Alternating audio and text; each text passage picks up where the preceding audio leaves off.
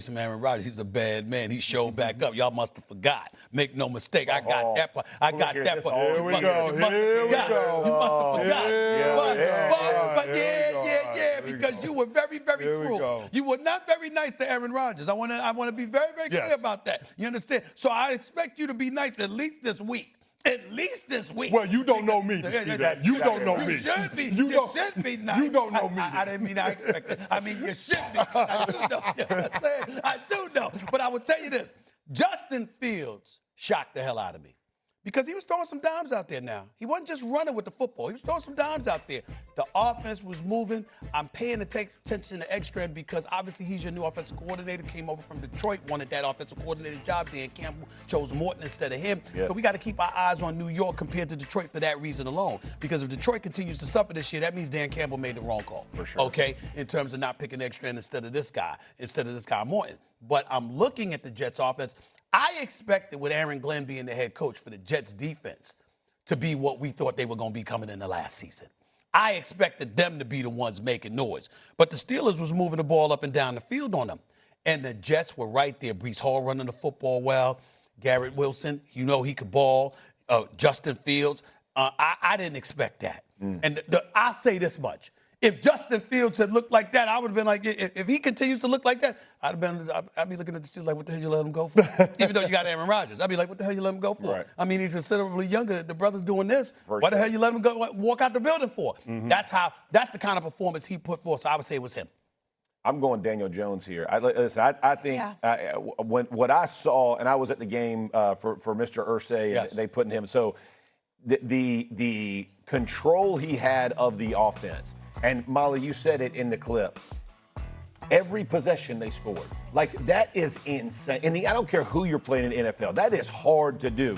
And that they scored in every possession. And the way that he led the football team, I think it was his second or third pass, he airmailed. After that, every pass was either on target or really close to being on target. He got Warren involved early, which is the new tight end who lit it up. He got Pittman involved. He got Pierce involved. He got he was getting everybody touches, some which way. Taylor got a couple catches. So I like that he moved the ball around.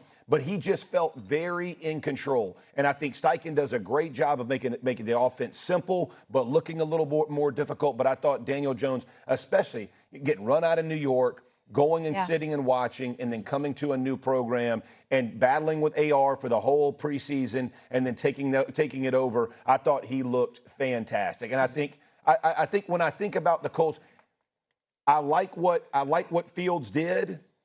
I would tell you, I think the upside for the Colts is bigger than the Jets, and that's the other reason why I think it was a bigger performance. I'm gonna let CC go first, but I'm gonna come back to you because I got a couple questions about the Colts. But go ahead. Yeah, I don't know that I agree with that. The upside of the Colts being higher than the Jets. This season, I'm talking about this season. I still don't know what I agree with that. Yeah, I think the Jets are right there in terms of being able to be the second best team in the AFC East. I think the Jets can be that good, and a big part about it is how well Justin Fields played. Gotcha. I mean, Justin Fields. We know about his ability as a runner, right? He's never been a starting quarterback on a team that hasn't been in the top 10 in rushing. His first 3 years in Chicago, they were only second to the Baltimore Ravens in terms of rushing during that span. Right. Last year, first 6 games with the Pittsburgh Steelers, they were 7th in that 6-game span in rushing. Yeah. I'm not surprised that they came out and were able to run the football with him as their quarterback. What did surprise me is his evolution as a passer.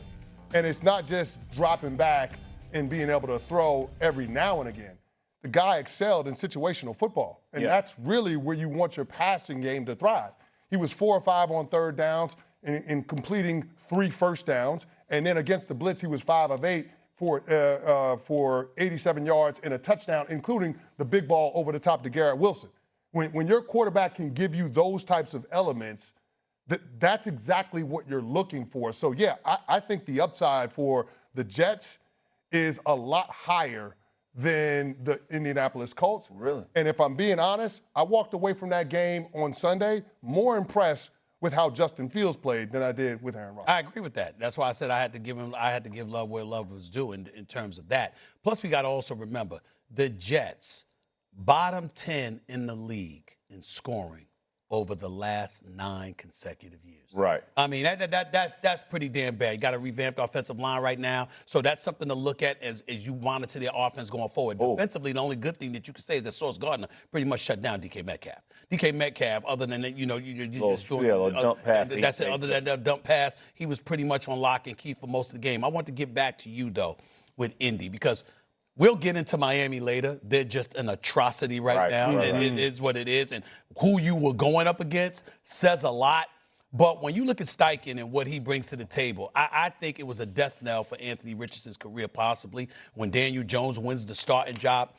If you're looking at Miami and you're thinking about what we heard about Indy in the past, is it a byproduct of who you were going up against, or did you see something that no matter who the competition was made you say, hey, wait a minute here, they may have something? Yeah, no, I think there's something, and here's why. If you get average quarterback play in Indy, you have enough pieces and parts around you to be successful to win the AFC South. Okay. And the reason I'm saying that is their receiving core is legit. They got 4 dudes, and all 4 dudes do something a little bit different. Now they got this tight end who is he is going to be a for real guy. Like he is legit, gets himself open, finds soft spots, got great hands, ball, yards after catch, all of those things. They got Taylor behind him, who's a great back. They got a great offensive line. They put 2 new guys. I mean, so when you look at all the pieces and parts, last year they struggled on defense and they look better. That would be the only area I'm not because so is that the your Dolphins, way? But the Dolphins' offense was that's awful. where I'm going. Is that your way?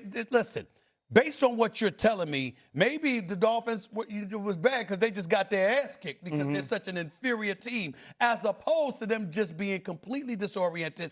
Tua and Tyreek not being on the same page, not really running the football well. I mean, they did nothing right. I'll tell you this. Offensively, they looked unprepared. Like offensive linemen dropping the wrong players, like not picking up the back, not knowing where to go. Even Hill on some motion stuff, he got confused. And McDaniel's in trouble. So that part looked bad. Yeah. But from the other side, listen, I mean, like you're talking about the Jets.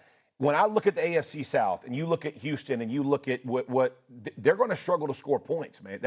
That's a problem. They're going to have to figure this out because their offensive line isn't very good, and C.J. Stroud's getting hit a lot, man. And those hits matter. I don't care what anybody says, how tough a kid is. I think the world of C.J. Stroud. You better protect that dude. Yes, you better. 52 sacks last year. Only Caleb Williams sacked more. That stuff plays games in your head. All of a sudden, you hurry, you don't make, and that's where I think that Daniel Jones, as long as he plays, doesn't turn it over, the Colts got a real shot. Daniel Jones had a heck of a day. I'm happy for him. And the Giants, it was a rough weekend, and we'll get into that. We care about you. We care about you. We care about you. We don't want to do that. I'm just saying, like, look at what Daniel Jones did. It's another indictment on the Giants. Let's get to your other team. We got a quick take for you, Jeff. How about your Tar Heels? How about the first win in UNC? Beat up on UNC Charlotte? Talk to me. How are you feeling about Bill B and the boys? I'm liking it. I'm like, hey, we didn't start fast. It looked a little ugly. Got our feet a little wet. Now we're back. Got the first win. Now we got to start stacking them. Don't look at me like that, Stephen A. Stacking them. You're not saying stack with confidence. Start stacking them. All right, let's get out of this. Coming up, someone here says it's unfair to be down on Caleb Williams after one game. Does everyone agree? Also, Paul Feinbaum joins the show to react to this moment from Sark. What you talking about? I've never filmed any